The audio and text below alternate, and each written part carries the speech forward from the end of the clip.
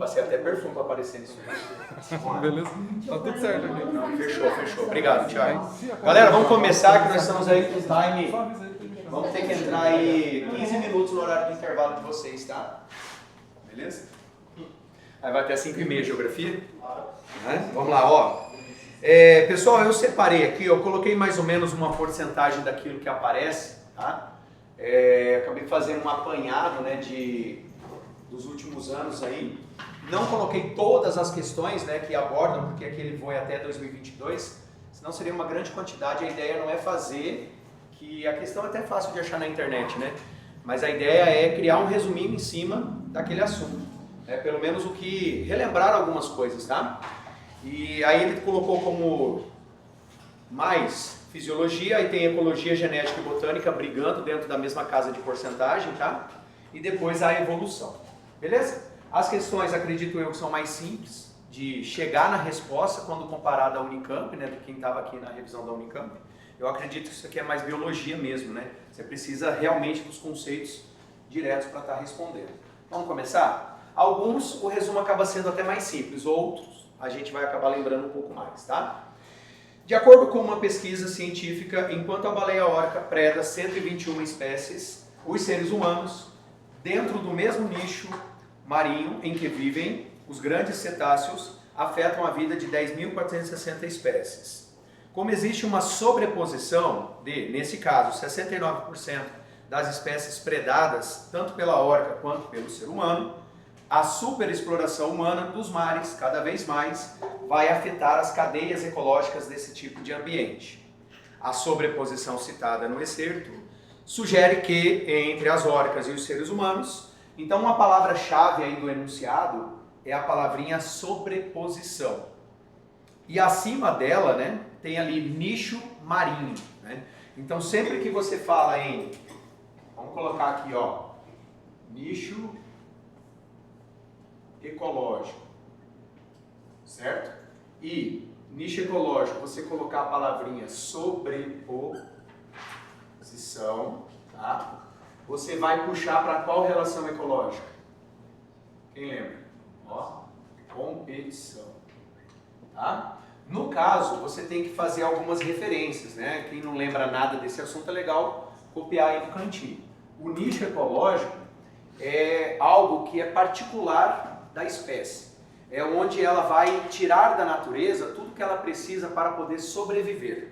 Tanto quanto recursos alimentares, quanto condições ambientais para a sobrevivência, tá? Então vamos colocar aqui, ó, que são recursos para a sobrevivência.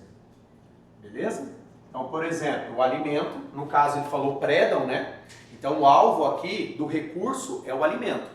Então se está coincidindo alimentos para os dois grupos, está tendo uma sobreposição de nichos ecológicos. Se eu sou um animal que vivo no mesmo ambiente que um outro animal, só que a minha preferência é fruto, a preferência do outro é carne. Por mais que a gente viva no mesmo ambiente, o nicho ecológico não é o mesmo, tá? Então a ideia aqui é que está tendo uma sobreposição de interesses.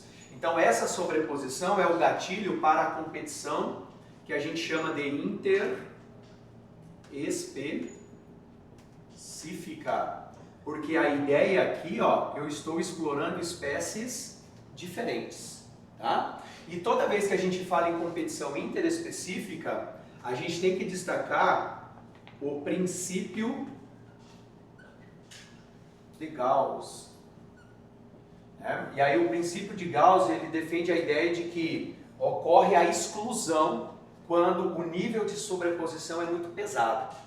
Então quanto maior o nível de sobreposição, maior é a chance de umas das espécies, né, serem excluídas daquele ambiente.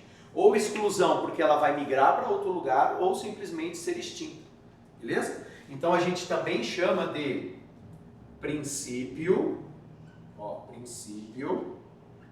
da exclusão competitiva. Tranquilos? Princípio da exclusão competitiva. Ele não quis comparar, né, os tipos de competição, mas existe também a competição intra específica, mas ele teria que citar que tem a ver com a mesma espécie, né? Agora, ele colocou outras relações ecológicas aí. A ideia da sobreposição, ela vai trazer para nós, ó, uma relação do tipo desarmônica. E toda relação desarmônica, ela tem que ter pelo menos alguém sendo prejudicado, ela tem que ter prejuízo para alguém. E aí nós temos a letra B de bola, a letra D de dado e a letra E de escola como harmônicas. Como harmônicas. Então, do lado da palavrinha protocooperação, você vai colocar o sinal de positivo, positivo para ambos, tá? Assim, ó, positivo, positivo, beleza? Protocooperação é positivo para os dois. Só que eu quero que vocês escrevam aqui, ó, que é uma troca de benefícios não obrigatória. O que significa dizer isso? Enquanto os dois estão juntos, eu estou tendo trocas de benefícios. Eu produzo alguma coisa que o outro aproveita, o outro produz alguma coisa que eu aproveito, beleza? Se a gente se separar, cada um toca a vida, segue a vida. Tranquilos? Aí nós temos o outro que é o mutualismo. Você vai fazer a mesma coisa, você vai colocar positivo, positivo, só que agora você vai colocar que é obrigatória essa associação. Então a ideia de obrigatoriedade aqui é que se você tentar separar, os dois vão morrer ou um dos dois vai morrer, vai ser prejudicado e ele vai ter a chance de acabar morrendo. Tranquilos? Aí na sequência tem o comensalismo. Aí no comensalismo você vai colocar do ladinho aí o sinal de positivo e zero. O positivo é porque gera benefício, o zero é porque é uma relação neutra. Aqui o comensalismo na essência, ele vai falar a respeito de alimento junto com a palavra sobra. Então aquele que está sendo neutro, ele está se alimentando, vai chegar uma hora em que ele abandona esse alimento. A sobra desse alimento, um outro utiliza como alimento, entendeu? Como é uma sobra, ele não causa prejuízo para quem estava se alimentando. Por isso que a ideia é positivo, zero. Tranquilos? E aí nós temos uma única negativa junto com competição. Nós temos o amensalismo. No amensalismo você vai colocar isso aqui, ó, menos zero, tá? A relação associada ao amensalismo é que o zero, ele está associado à neutralidade, porque eu produzo algo que é tóxico para alguém, sem que necessariamente aquilo seja a intenção. Mas o fato de alguém viver colado em mim ou próximo de mim pode ser prejudicado por causa dessa substância. Então, para mim é zero, porque minha intenção não é prejudicar aquele indivíduo, mas o fato dele estar perto de mim vai ser prejudicial para ele. Por isso que é negativo para ele. Tranquilos? Quem quiser colocar um exemplo de amensalismo, você pode colocar aí o fungo penicillium em relação a bactérias, tá? O fungo penicillium. Quem me dá um exemplo de protocooperação? Hã? Não, acho que isso Não. é Você pode citar, por exemplo, o gado e aqueles passarinhos que ficam comendo carrapato em cima do gado. Então, para o gado é positivo porque o passarinho está comendo carrapato, que é hematófago para ele. E é alimento para o passarinho, né, de graça ali, tranquilo, que está apoiado no gado. O cupim e o fungo que tem também O cupim, como que é? Tem um fungo no intestino do cupim, não tem? Que ajuda a digerir madeira. Não, ali é protozoário. Ali tem um protozoário que vive dentro do cupim. Mas Aquele ali seria já o mutualismo. Porque sem o protozoário, o cupim não vai viver. Você entendeu? Tipo assim, é uma necessidade existir o protozoário dentro do cupim. Pode até colocar isso no exemplo de mutualismo da letra D. Você pode colocar aí cupim e protozoários. Ele é um exemplo clássico Professor, de mutualismo. a comparação também seria tipo aquele do passarinho e do jacaré? Sim. Embora ele é muito citado em exercícios, né, os biólogos defendem que aquela relação ecológica não existe na prática, né? mas quase todo vestibular já colocou, pelo menos de alguma forma, um desenho ou alguma referência sobre aquilo, tá? Mas ele é clássico também. E qual faltou eu dar exemplo? O comensalismo poderia ser leões e hienas. O leão está lá comendo, ele abandona a carcaça, a hiena vem e come o restante do alimento abandonado pelo leão. Fechou? Tranquilo, pessoal, em relação a essa daqui é considerada fácil para resolver, tá? Então tem que ficar esperto numa questão sobre essa aqui, tá? Então tem que tomar bastante cuidado. Podemos ir para a próxima? Alguém tem alguma pergunta? Vamos lá. A imagem ilustra a deposição de poluentes atmosféricos particulados sobre as superfícies superior e inferior de uma folha. As micrografias mostram a deposição desses poluentes sobre as células da epiderme foliar e em um estômato. Então ele te dá aí a imagem, ela ficou um pouquinho ruim de enxergar, mas dá para perceber o escrito, né? Dá para perceber mais ou menos o escrito. A deposição desses poluentes atmosféricos particulados na epiderme e nos estômatos da folha afetada. Galera, é interessante você lembrar mais ou menos a estrutura. Vamos aproveitar que essa estrutura está aí, ó.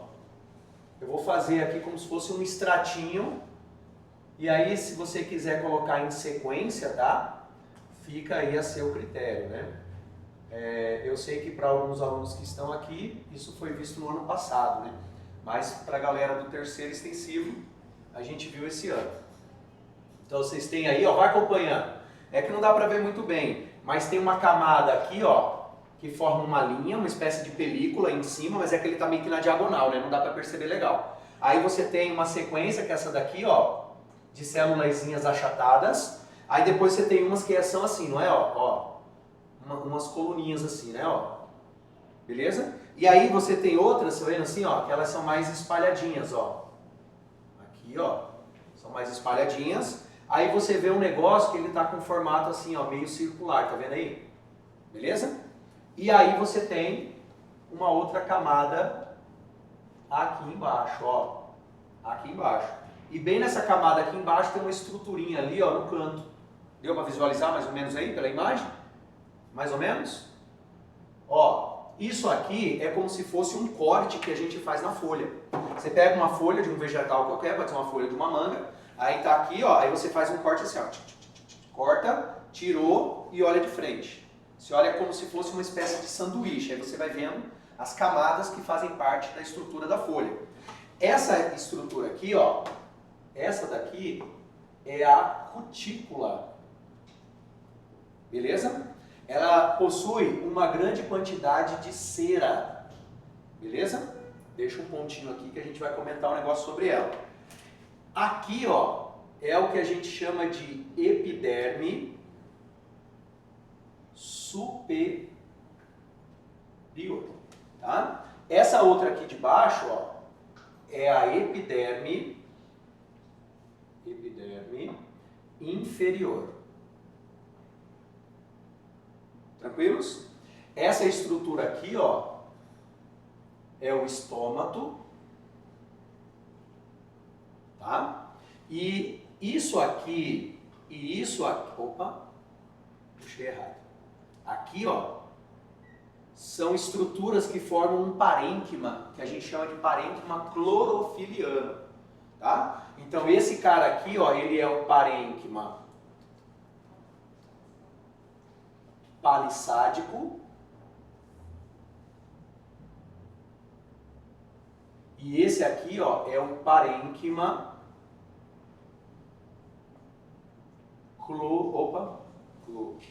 lacunoso. Aqui, ó, lacunoso. Os dois juntos a gente chama de clorofiliano. O nome já ajuda, né? É a estrutura na folha que é responsável por fazer fotossíntese. Então esses dois grupos de células aqui, ó, são entupidas de cloroplastos, tá? De cloroplastos, beleza? E aí, galera, o que que acontece? Esse aqui ainda pode ter um outro nome. Quem lembra? Lembra o outro nome disso aqui? Alguém lembra? Ou assimilador, pode ser um nome, então vamos criar um terceiro nome ainda, ó. Tem nome, tem sobrenome e tem terceiro nome, que eu não sei nem como é que é o nome disso. Ah? Lembra, Miguel? Coloca aqui, ó, clorênquima. São todos nomes que podem ser perguntados a respeito desse assunto, tá? A ideia dele é fazer o quê? Fotossíntese. Palissádico porque ele vai formando colunas alinhadinhas. Lacunoso porque ele cria espaços, né, entre ele. Beleza? E isso aqui, galera, o que vai ser isso aqui, ó? São as chamadas nervuras. É onde eu encontro xilema e floema. Beleza, pessoas? Tá? Agora vamos tentar traduzir algumas coisas antes de a gente chegar na resposta. Vamos lá. A cutícula, ela serve para diminuir a perda de água. Ela vai reduzir a perda de água pela superfície foliar. Então, quanto mais cutícula eu tenho, mais espessa ela é, menor é a taxa de transpiração que acontece ali, tá? E acontece uma transpiração que eu chamo de transpiração cuticular. Fechou? Já os estômatos aqui embaixo, ó, os estômatos, é o local onde eu realizo trocas gasosas. Tá? Eu realizo trocas gasosas. Ali principalmente vai ter a captura do CO2. Tá? E vai acontecer... Estou subindo o muro aqui, peraí. Gasosas. E é o local onde vai acontecer a transpiração estomática. Tá? Essa transpiração estomática, ela depende da abertura do estômago. Então o estômago tem umas célulazinhas que formam ali uma espécie de orifício chamado as células guarda, onde eu tenho um orifício chamado ostíolo. Aí ali esse ostíolo se abre ou se fecha, sai água ou entra CO2. Fechou? Tranquilos? E aí xilema e floema tá de boa, tá? Agora a gente pode tentar ver a ideia da resposta, né? Porque ele fala bem assim, ó, a deposição desses poluentes atmosféricos particulados na epiderme e nos estômatos de uma folha afeta o transporte da seiva elaborada? Não necessariamente, né? Pode ser até uma consequência posterior. Se a gente for pensar que pode afetar a capacidade da planta de fazer fotossíntese. Então ele teria que falar que a planta está diminuindo a capacidade de fazer fotossíntese e a seiva elaborada está tendo problemas para distribuir a glicose que não está sendo produzida. Deu para entender? Ele não falou isso, você ignora, tá? Letra B. A liberação do hormônio citocinina. Pessoal, hormônio citocinina, ele vai ter em grande concentração, quem quiser fazer um puxadinho aí, tá? Nas gemas, tá? Nas gemas apicais e laterais. Gemas apicais e laterais. As gemas apicais são aquelas que a gente encontra na superfície do caule, ou na extremidade do caule e na extremidade da raiz. É o que faz a planta crescer para cima e crescer para baixo. Beleza? Por que que é na gema? Porque na gema é onde eu tenho divisões celulares acontecendo. A palavra citocinina lembra citocinese. Então as células vão se dividir, tá? E as gemas auxiliares, elas são aquelas que vão formar as ramificações do vegetal. Galhos, tá? É as que vão formar ramificações. A ocorrência de trocas gasosas, aí vai ser o nosso gabarito, né? Porque ele deixou bem especificado quem? Estômago. E o estômago, a função primária dele, ó, é a captura de CO2 para fotossíntese, tá? Beleza? A fototropismo do caule, aí ele teria que falar alguma coisa a respeito de a luz orientando o movimento, né? A direção do movimento do caule.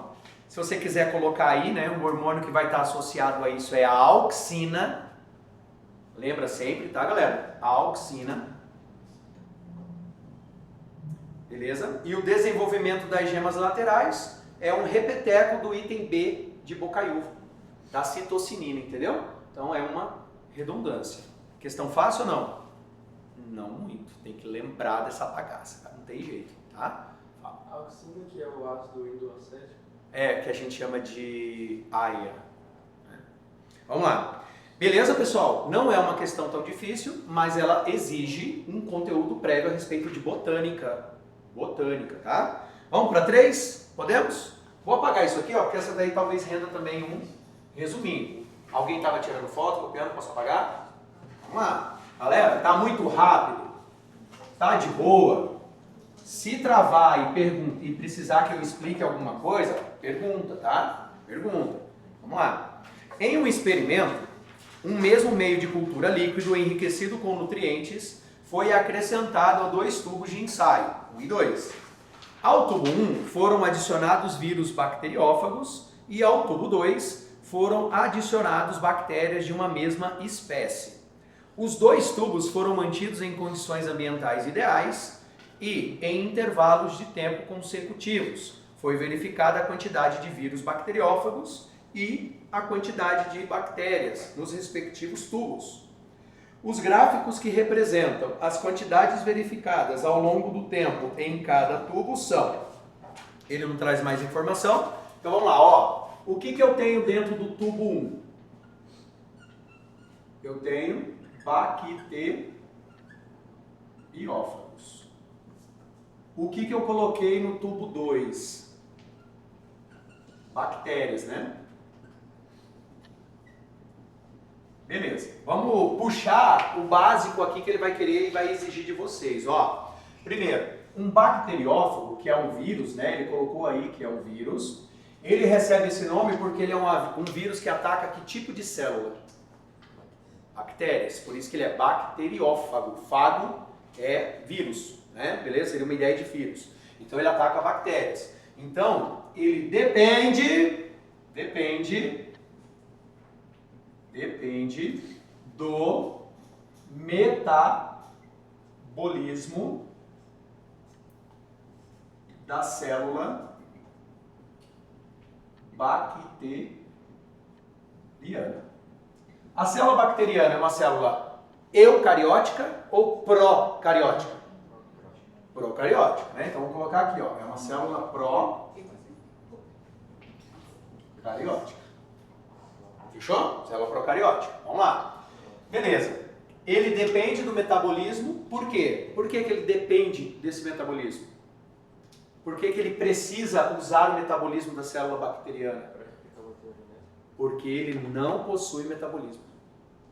Como ele não tem metabolismo, ele usa o metabolismo de quem tem. Deu para entender? E a gente resume a ausência de metabolismo, que no fim das contas, Miguel, não está errado o que você falou. Porque ele vai precisar do metabolismo dela para que ele possa se replicar. Porque ele não consegue fazer isso sozinho. Mas é porque um vírus, ele é o quê? Acelular. Então por isso que ele é um parasita intracelular obrigatório. Fechou? Agora, quando a gente analisa uma bactéria, eu sou uma célula... você escreveu a mesma coisa. Procabiótica. Eu sou uma célula. O bacteriófago é aquele que injeta RNA viral e... No caso, ele é DNA. Pode ficar tranquilo que sempre que o vestibular cobrar a respeito do bacteriófago, o material genético dele é sempre DNA. Por quê? Porque uma das metodologias de ação dele é pegar esse material genético e incorporar no material genético da bactéria. Lembra que aí isso pode desencadear as 2 possibilidades de ciclo que existem, o lítico e o lisogênico. Entendeu? Então ele tem essa capacidade de esconder o material genético dele dentro do material genético da bactéria. Tá? É o modus operandi dele, ele tem que ir lá. Uma vez que ele se misturou o material genético da bactéria, aí ele já pode, talvez, ativar, né, o metabolismo de produção de novos vírus. Beleza? Agora, se eu sou uma célula procariótica, eu tenho que ter um mínimo que me ampara a ser uma célula e a manter o metabolismo. Que é o quê? Vamos lá, ó. Membrana plasmática, citoplasma, ribossomos e material genético, que nesse caso é DNA circular. Pegou a ideia? Isso daqui é o mínimo necessário que toda célula do planeta Terra precisa ter para ser uma célula. É o mínimo necessário. Tranquilos, pessoas? Fechou. Então, isso daqui falta aqui ou possui de forma incompleta. Tá? Agora, como é que a gente chega na resposta? Primeiro, ele colocou nos 2 tubos de ensaio materiais que dariam suporte à vida. Né? Ele colocou tudo ideal, tudo ideal. Se esse cara aqui está recebendo tudo que é ideal para sobreviver, qual é a tendência dele ao longo do tempo? Aumentar. Se tudo está perfeito, bora se reproduzir. A natureza é assim. Se tudo é ideal, reprodução, né? Vamos criar filhinhos. E aí, ó, a curva vai ser igual a da letra B ali, ó, que ele vai crescendo. Igual assim, agora eu fiz aqui. Beleza? Só que no tubo 1, ele colocou tudo que precisa para sobreviver, mas está faltando algo que é essencial para o vírus, que é o quê? Uma célula. Para ele poder sobreviver, se reproduzir, ele precisa de uma célula viva. Então qual que vai ser a curva para o tubo 1? Sem curva, é uma reta, né? Ó. Pronto. Deu para compreender isso daí, galera? Sim. Tá? Então, gabarito letra B de bola. Ela exigiu, através de gráfico, né, um conteúdo bem base, né, relacionado à célula, tá? A célula. Posso? Beleza.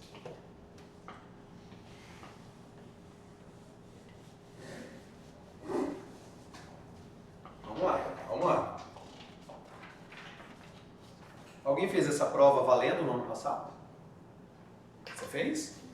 Chegou a fazer também? Acertou essa? Não lembro. Tá. Pior, né? Faz tempo mesmo, né? Vamos lá. Opa, outra que é extremamente importante aí, tá, galera? Ó, A4. Vendeu seu sangue e nem falou comigo antes.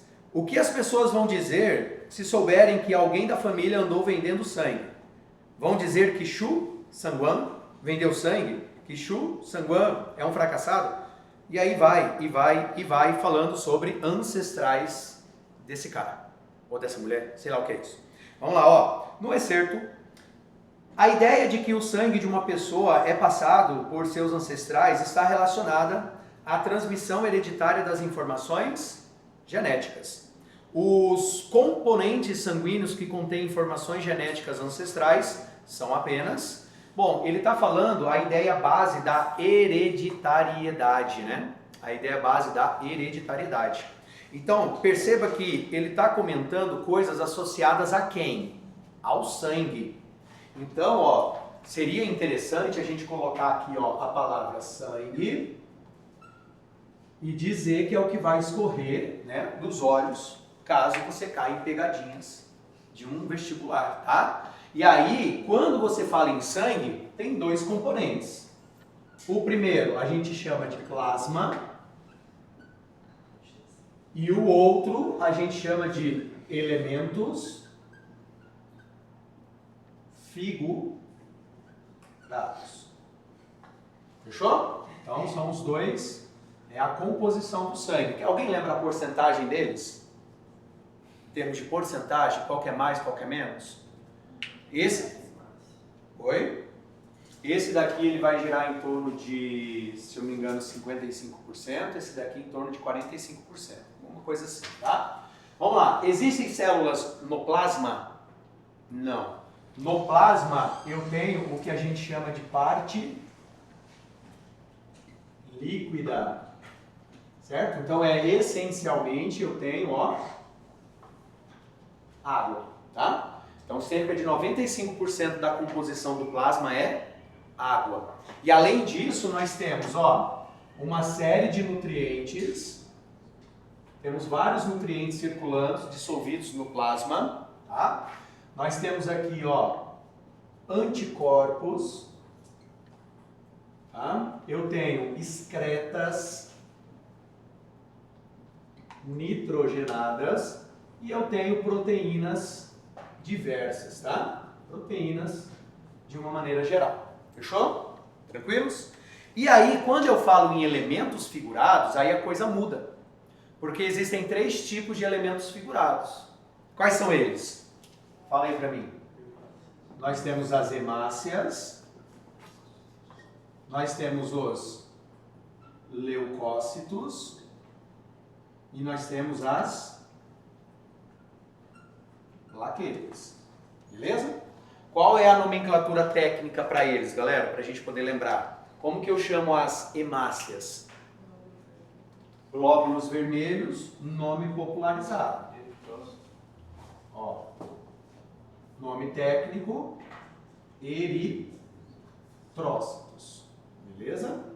E aí qual é o papel que ele vai desempenhar dentro do organismo? Você vai colocar aqui, ó, transporte de principalmente o gás oxigênio. Fechou? Agora, tem uma informação importante que está associada ao que o enunciado falou. As hemácias, para elas cumprirem as funções dentro do sangue, elas precisam retirar de dentro delas algo que é importantíssimo, que é o quê? O núcleo. Todas as hemácias são anucleadas.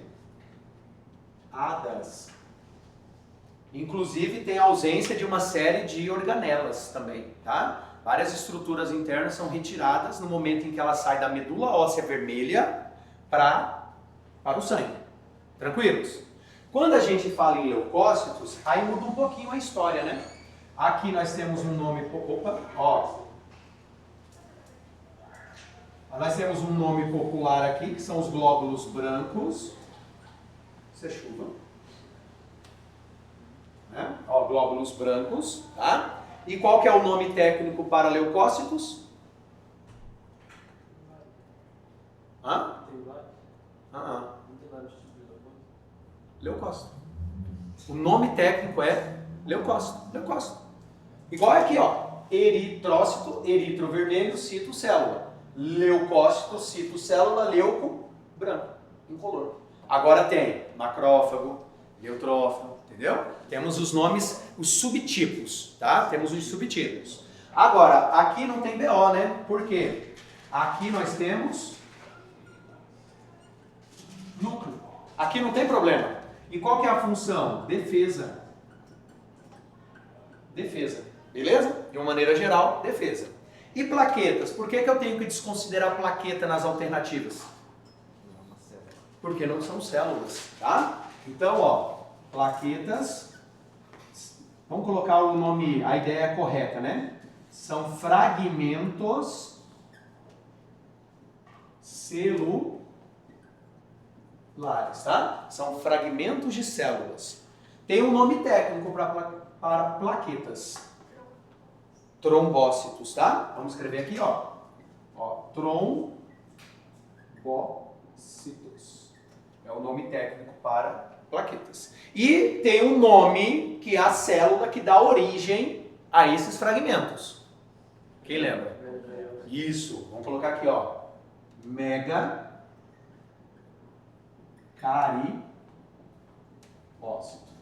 São megacariócitos, tá? Essas células megacariócitos, elas só existem na medula óssea vermelha, lá dentro.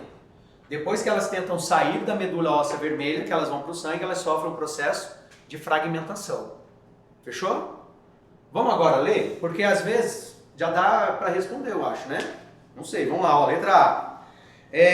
Os componentes sanguíneos que contêm informações genéticas ancestrais são apenas o plasma e as plaquetas, são duas opções que você tira fora, elimina, tá? Porque não tem material genético. Letra B. Os leucócitos, pois apresentam moléculas de DNA nuclear compostas por sequências de nucleotídeos? Sim. Tá? Isso aí. Vamos ver a letra C. Já arrisca a palavra plasma, tá? Que não tem nada a ver. Aí ele comete um outro erro, né, galera? Ele fala bem assim, ó, que apresentam estonas específicas que definem a sequência de aminoácidos. O que são estonas? É a estrutura dos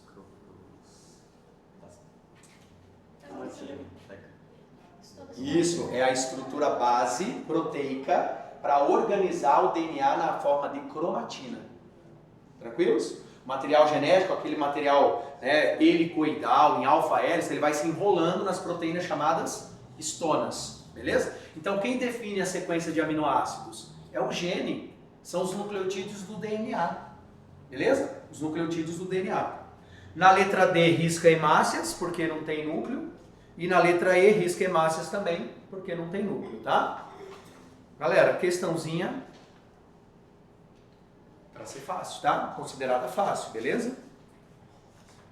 Eu não quero desanimar quando falo que é fácil. Né? É porque, na verdade, ele está cobrando algo simples, tá? Essa é a ideia, beleza? 5. Mulheres do mar em coreano, Eneos, são as famosas mergulhadoras da ilha de Jeju, no sul da Coreia do Sul.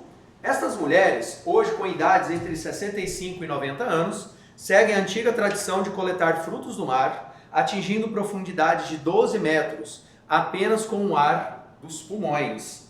Esse trabalho é uma das formas de sustentar as famílias dessas mulheres que são reconhecidas pela Unesco como patrimônio da humanidade. Acho que o Thiago não consegue descer nem 1,5 metro, né? Já vai ficar todo agoniado, todo travado. Antes de mergulhar, vamos lá, esse resuminho aqui cabe, né? Vamos lá. Então esse aí já está focando em cima de fisiologia o que, galera? Ó, apesar de que o anterior já é também, né? Fisiologia humana, associada à ideia de sangue, né? Sistema cardiovascular, o sangue, a estrutura do sangue, né? E esse tem a ver com o sistema respiratório, né? Tá? Então vamos lá, ó. Antes de mergulhar, devem músculos intercostais e diafragma. Quando a gente pensa em sistema respiratório, ele está focando em cima de duas coisas, tá? Duas coisas. Inspiração e expiração. Fechou? Vamos lá.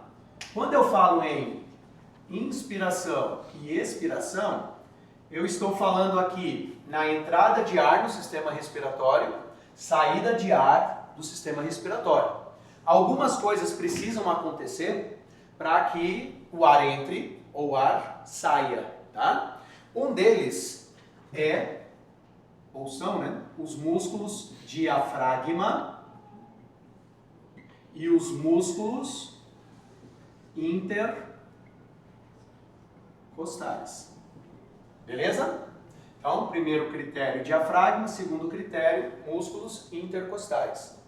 Eu vou analisar o volume da caixa torácica. Tá? Eu vou analisar a pressão interna dos pulmões. Beleza? Então, eu vou fazer uma referência ao que vai acontecer com esses fatores para que o ar possa entrar ou sair, tá? Então, para ocorrer a inspiração, que é a entrada do ar, tanto o diafragma quanto os músculos intercostais, eles precisam contrair ou relaxar?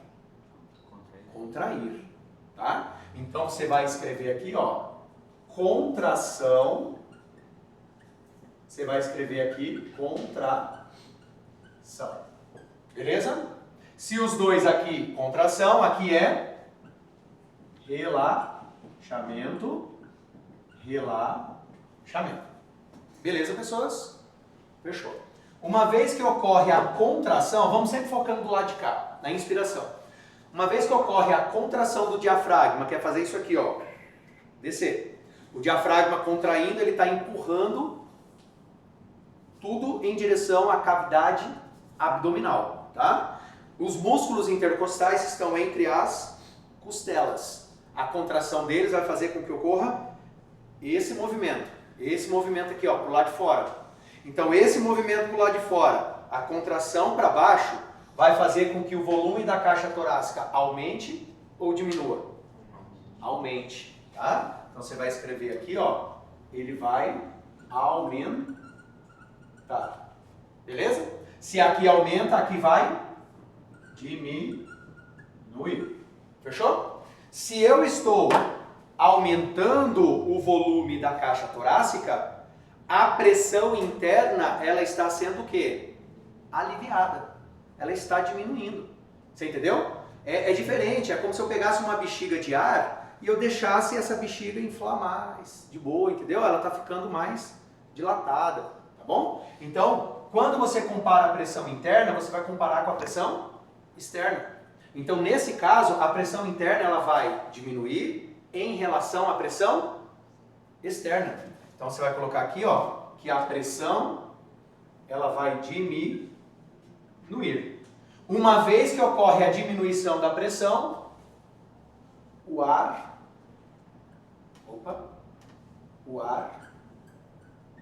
entra. Beleza? Aí todo esse movimento, né, ele vai fazer isso aqui, ó. O ar entra.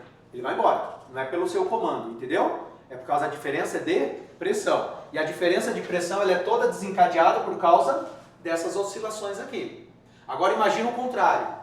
Os músculos diafragma e intercostais, eles vão relaxar. O relaxar é o diafragma voltar para a posição original e os músculos intercostais vão fazer esse movimento aqui. Então você agora não tem mais o aumentar da caixa torácica, você vai ter o diminuir. Então o diminuir vai fazer com que ocorra um aumento da pressão interna. É como se você estivesse fazendo isso aqui, ó. Apertando a região dos pulmões. Uma vez que você está apertando, a pressão aumenta, o ar sai. Compreenderam isso daí, galera? Aí você vai escrever aqui, ó, que o ar sai. Alguma dúvida, pessoal, em relação a isso aqui? Tudo isso coordenado pelo sistema nervoso central, a região que a gente chama de bulbo encefálico, certo? E como é que o bulbo encefálico cria um gatilho em relação a isso? Por causa do pH do sangue. Então, toda vez que ocorre uma queda no pH do sangue, tá? Toda vez que ocorre a queda do pH do sangue, e a queda do pH do sangue ocorre por causa do quê? Porque eu estou tendo um aumento na liberação de CO2, também onde? No sangue. Aí vocês têm que lembrar que quando você tem um aumento do CO2 no sangue, você vai ter o desencadear da formação do ácido carbônico, que acaba provocando essa queda de pH. Então, existe-se um risco, se ele fala isso, que é um risco de acidose. Você não pode ter uma queda brusca de pH do sangue, não pode. Então, para evitar que ocorra a acidose, o bulbo encefálico então aumenta a frequência respiratória. E aí ele vai aumentar a dinâmica para a expulsão de quem? Do sangue, do CO2. Deu para entender isso daí? Então, qual é a capacidade que essas mulheres estão, no fim das contas, desenvolvendo? A capacidade de resistir a uma maior acidose. Entenderam? Então, uma pessoa que não consegue segurar por muito tempo uma respiração debaixo da água, é porque um pouquinho de pH que baixa, a pessoa, o corpo vai querer expulsar logo. Essas mulheres não. Provavelmente elas vão segurar por 2, 3, 4, 5 minutos, sei lá quantos minutos que dá para descer, escolher os frutos do mar e subir. Elas não vão gastar a fisiologia humana para ir lá pegar um e voltar. Elas vão ficar lá pegando, entendeu? Vão ficar lá pegando e depois voltam. Uma meia hora depois, volta o corpo só, né? Tá? Beleza? Tranquilo isso aqui, galera? Beleza, vamos lá. Vai eu não li a resposta, né? Qual que é? Ó, devem contrair os músculos intercostais do diafragma para encher os pulmões com ar.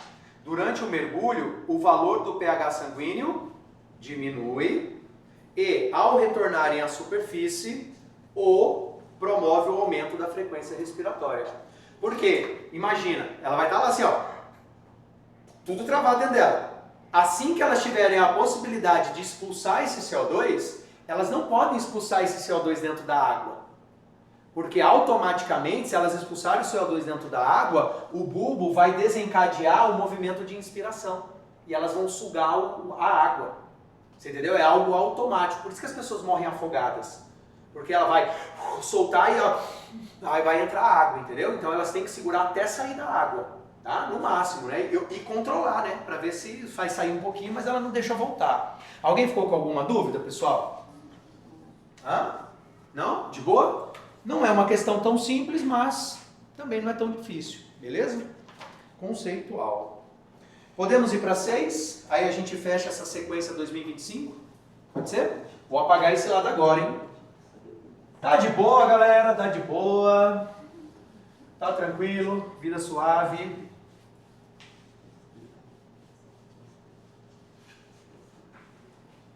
Vida suave, vida do carioca no Rio de Janeiro, por esses dias, né? Vida suave, né? Vamos lá? Ó, vida dinâmica. Quem quiser fazer o ERJ, o FRJ, não vai, né? Eu não vou, entendeu? Eu não vou. Eu já, cara, sem brincadeira, ó, 2 minutos. Na época da ESA, do Exército, né? Eu fiquei uma semana, quase uma semana e meia lá. Existe uma região no Rio de Janeiro chamada Vila Militar, não sei se alguém conhece. É onde ficam os quartéis lá. É como se fosse a Duque de Caxias. Só que 10 vezes maior que a Duque de Caxias. É um monte de quartel. E no fundo é Madureira. Madureira. Aí a gente ficou lá nesse quartel e ficavam fazendo várias atividades, né? Toda santa noite, troca de tiro. A gente ficava lá no alojamento, lá de boa, tal, de repente, lá no fundo. Não era um quartel trocando tiro, né? Era vindo das comunidades. Fazer os barulhos assim. Entendeu? A gente andando na rua, depois que teve uma noite que liberaram a gente para passear lá, né? A gente passava ali, ó, descendo a pé, né, em direção ao quartel. Os soldados, né, do quartel, a gente andando assim, roupa civil, né? Aí a gente passava e eles engatilhavam a arma, entendeu? Assim, porque não sabia se os caras iam tentar às vezes pular, fazer alguma coisa. Doideira, cara. Lá o pessoal vive, né, naquele clima lá em cima, tá? Vamos lá, clima maravilhoso, né, de sobrevivência, né? Vamos lá, ó. Na figura, os números 1 a 5 indicam os alvos para testes de diagnóstico de doenças causadas pela Taenia solium. Em seres humanos, os porcos... Quando eu olhei essa questão a um primeiro momento, sem baixar, sem ler, sem nada, eu vi o ciclo, assim, eu falei, caraca, tá falando de mitose, né?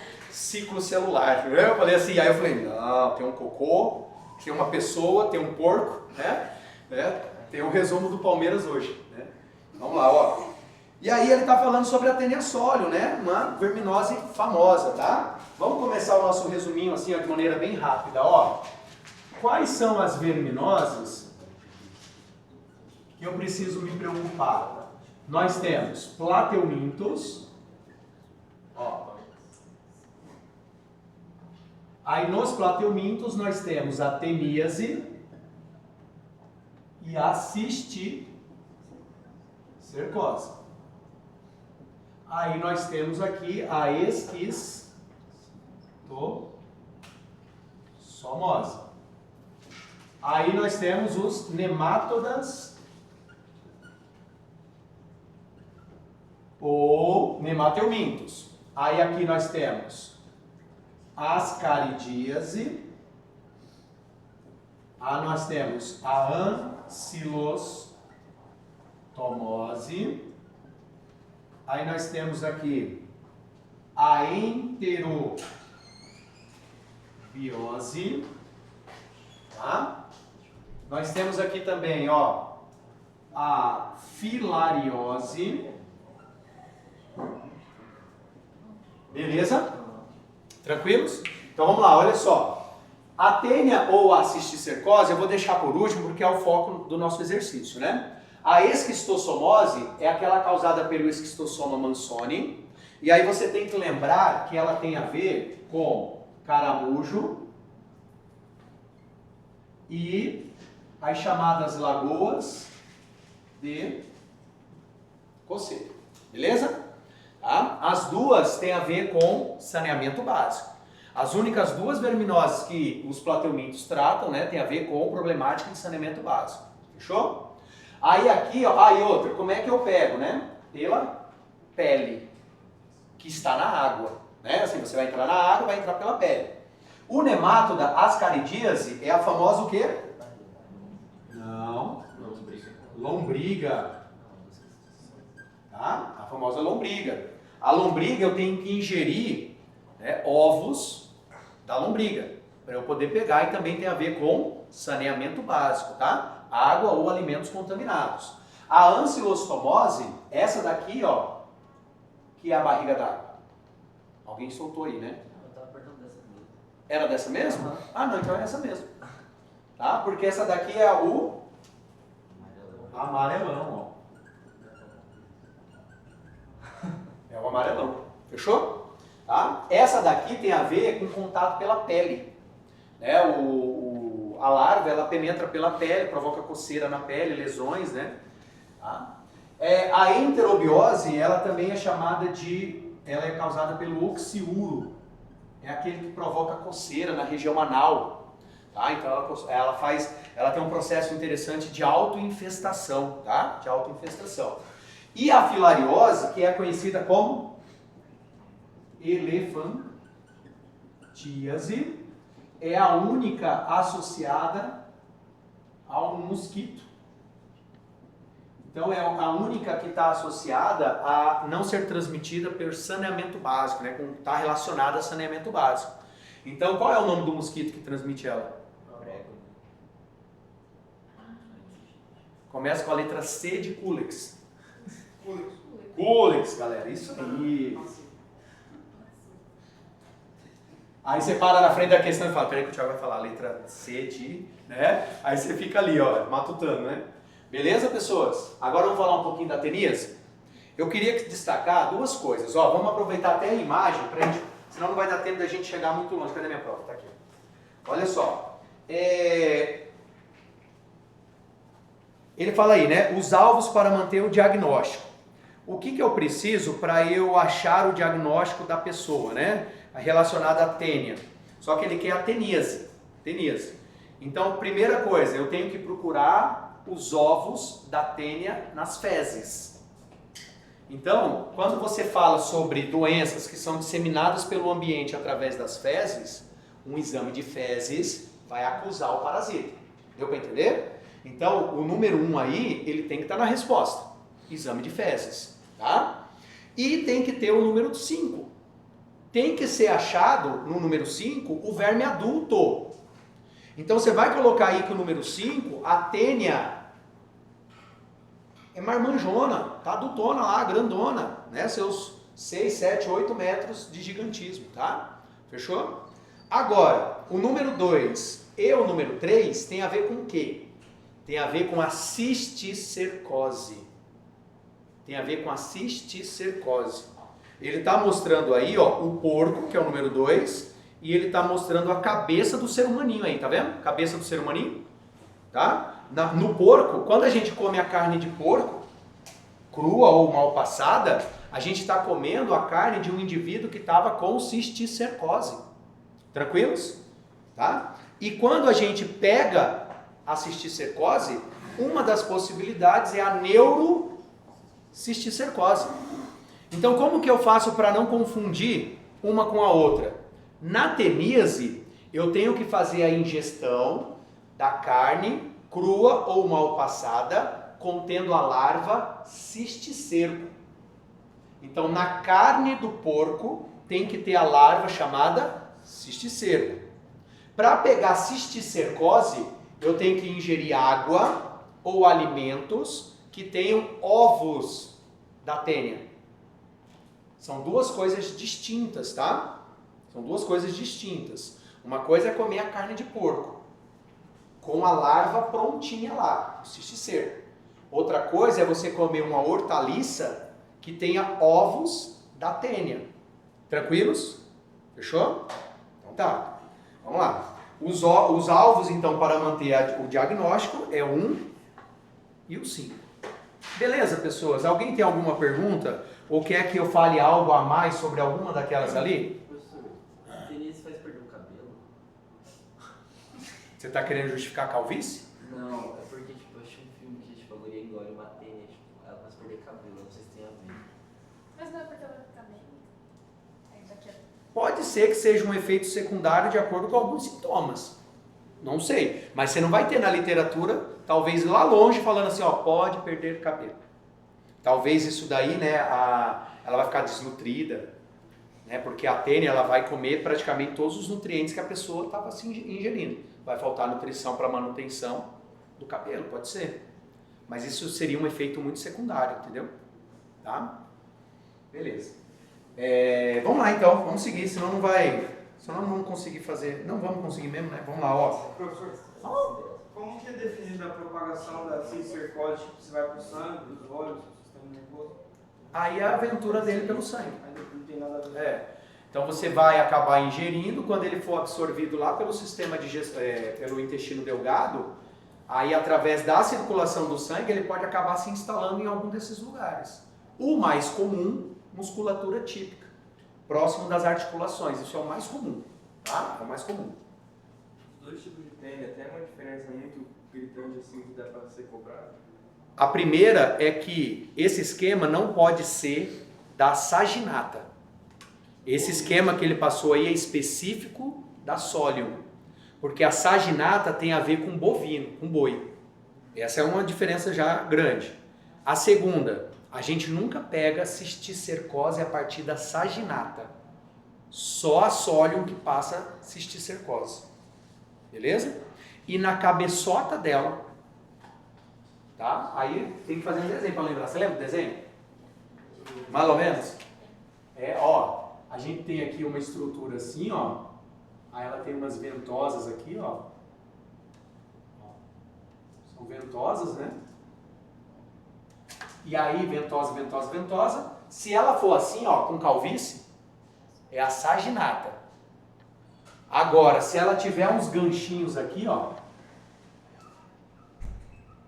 Por incrível que pareça, com 6 cabelinhos, né, ganchos, aí é a Solium. Lembra que o nome dessa estrutura é Scolex. Scolex, tá? E quem quiser mais, né? Essa estrutura é chamada de rostro ou rostelo, tá? Essa estrutura onde estão os ganchos, beleza?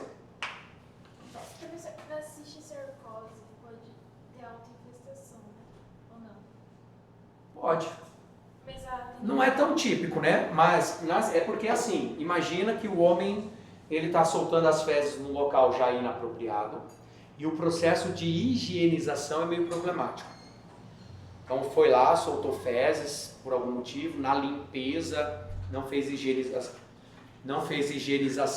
entendeu? E aí sem querer, né, comendo uma maçã, comendo alguma coisa, né, pode acabar tendo um processo. Mas a teníase não. Não. A teníase não, porque precisa realmente atingir o estágio de cisticerco.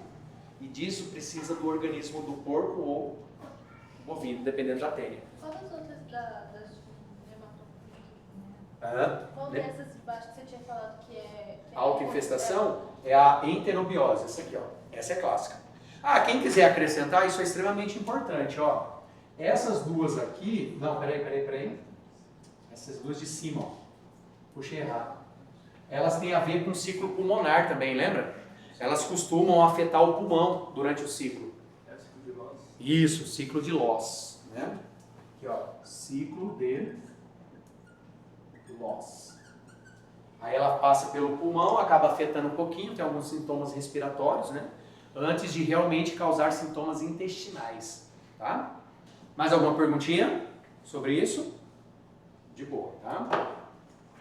Como ainda faltam muitos e muitos dias para a prova, seria legal às vezes você pegar lá materiais mais antigos, né? E fazer uma revisão sobre cada uma das doenças, né? Entre hoje e amanhã, tá? Fechou? Vamos lá, ó. O comércio de peixes ornamentais é um mercado que movimenta milhares de dólares no Brasil e no mundo, porém essa atividade também é uma das principais fontes de introdução de espécies exóticas. Aqui já está marcando o indício do que é a resposta, tá? Então quem quiser marcar essa frase, né, esse momento final, introdução de espécies exóticas, isso é determinante para a resposta. Só no Brasil, mais de 70 espécies de peixes ornamentais, não tativos, tal, peixe zebra. Vira. Os peixes ornamentais exóticos, tratados, quando encontrados em rios brasileiros, caracterizam a chamada, vamos lá, ó, invasão biológica. falou em espécie exótica, falou em espécie que vai ser... Como é que é o termo que ele colocou? Ele colocou exótica mesmo, né? Espécie exótica, existe uma forte tendência a ela se tornar invasora. E a partir do momento que ela se torna invasora, ela vai causar prejuízos nesse ambiente na qual ela está entrando. Porque ela vai competir com as espécies nativas, tá? E aí a gente cai naquele contexto de competição interespecífica. Beleza? Então fechou. Então gabarito letra C de invasão. 8. O clima quente do país exige a utilização em grandes quantidades de defensivos agrícolas, a fim de proteger as lavouras de pragas e de ervas daninhas. Esses defensivos podem gerar impactos significativos sobre a flora e a fauna. Desde meados de 2000, toda uma linha de pesquisa da Unesp tem procurado investigar o impacto desses defensivos sobre as populações de abelhas, animais que desempenham um trabalho ambiental fundamental para a manutenção tanto das matas quanto das próprias lavouras. O trabalho ambiental fundamentado realizado pelas abelhas, citado no... Mas ele ama essa palavra, né? Fala assim, excerto. É assim que fala, né? Excerto, excerto, enxerto, né? Ele ama. Vamos lá, ó. Galera, ele está falando sobre algo que envolve abelhinhas e plantas, né? Então, se a gente for fazer uma referência à reprodução dos grupos vegetais, a gente pode resumir eles a algumas pequenas informações, né? Então, quando a gente coloca... Qual que é o primeiro grupo mesmo?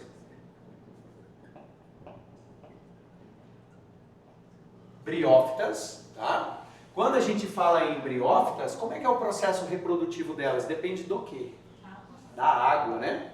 Então, você vai ter ali a água para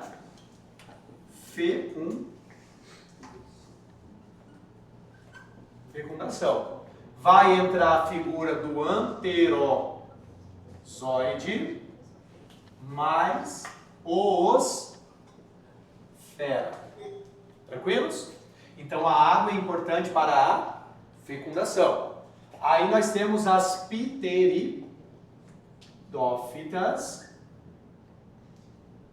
Aí nas pteridófitas, como é que é o processo de reprodução delas? Depende do quê? Da água. Sai daqui, demônio. Entrou uma menina lá. Tá?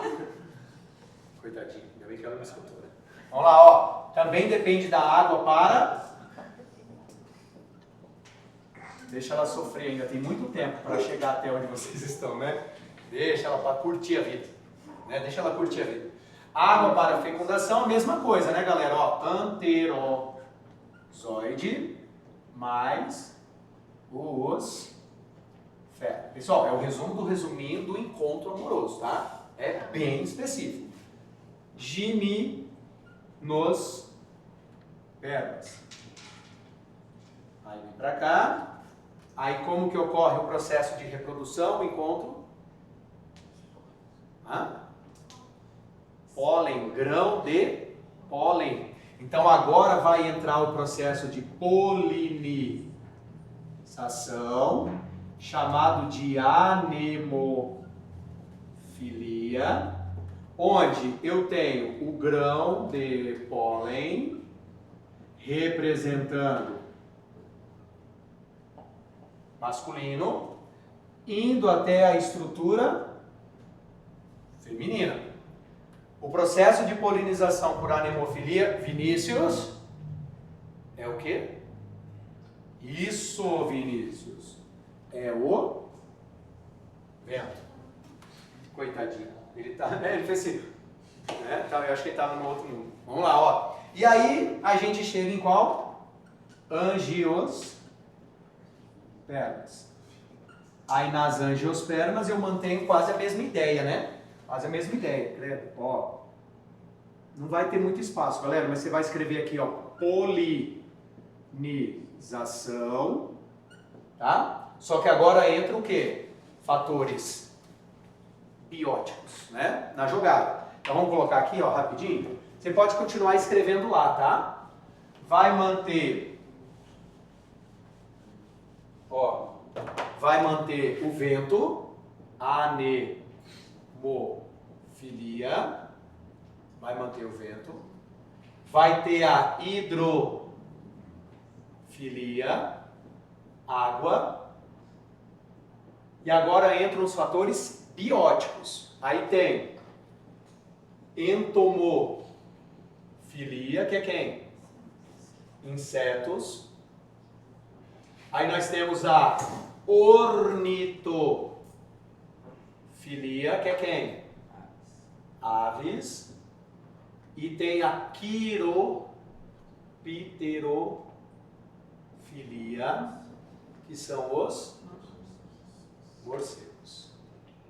E apenas, tá? Então nós temos uma dinâmica mais ampla, maior, né, de possibilidades de encontro de gametas. Então a ideia continua a mesma, ó.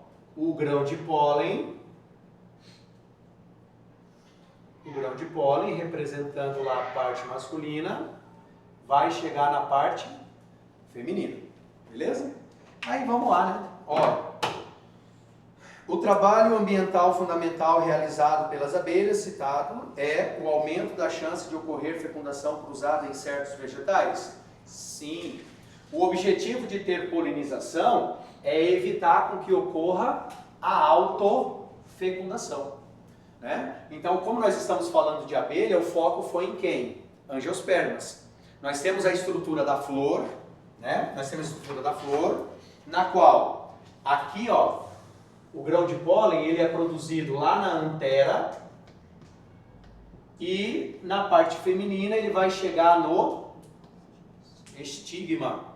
Então, eu tenho que fazer com que o grão de pólen de uma outra planta faça com que ele chegue no estigma de outra planta, não, de outra flor, né? De outra flor, tá? Então vão ter mecanismos para evitar isso. Então a ideia de você ter, né, ali a participação de abelhas é porque é fundamental para essa fecundação cruzada, porque vai aumentar a variabilidade genética. Tranquilos? Então tá. O fenômeno da bioluminescência ocorre em organismos que emitem luz por meio da reação química de oxidação da luciferina, catalisada pela enzima luciferase. Em vagalumes, a emissão de luz pela extremidade do abdômen atrai parceiros para a reprodução, mas também chama a atenção de predadores. Então ele tem um benefício e um prejuízo. Ele acende a luzinha, a fêmea vê, é o macho que acende? Ele não fala, né? Só fala atrai parceiro, né? Então ele acende a luzinha, atrai o parceiro, só que quem vem junto? O predador, tá? Então ele também tem a possibilidade de ser predado. De acordo com a teoria sintética da evolução, a bioluminescência em vagalumes pode ser explicada, bom, vamos ver, pelo estímulo ambiental que induziu indivíduos adaptados a expressarem mais intensamente. A palavra induziu, ela faz uma referência a lamarquismo. Tá? Grifa aí a palavra, escreve lamarquismo, que não tem a ver com o que está escrito. Se você ficou com dúvida em teoria sintética da evolução, escreve neodarwinismo, que traz a mesma ideia, tá? Letra B. Pela seleção natural em populações que viviam em ambientes escuros e emitiam luz através desse fenômeno. Bom, ela poderia ser a resposta se eu estivesse falando apenas de quem? Darwinismo. Se fosse apenas darwinismo, aí seria a letra B de bola. Poderia ser, né? Poderia ser.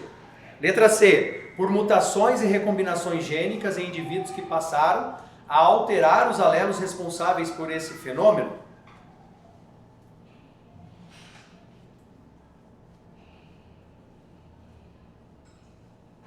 Cara, recombinação gênica e mutação são base do neodarwinismo, por causa da introdução da genética. Só que aqui parece que ele fala como se, eu não sei se ele está falando como se fosse algo forçado, algo como se fosse intencional, eles se usaram disso, não sei. Vamos ver. Letra D, pela necessidade de sobrevivência no escuro que estimulou a produção de moléculas, aí seria lamarquismo, letra D de dado.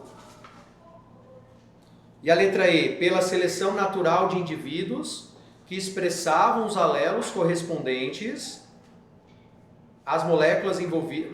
Expressavam os alelos correspondentes às... Eu acho que essa casa mais, por quê? Os alelos que expressavam essas características, eles podem ser frutos de mutações ou recombinações.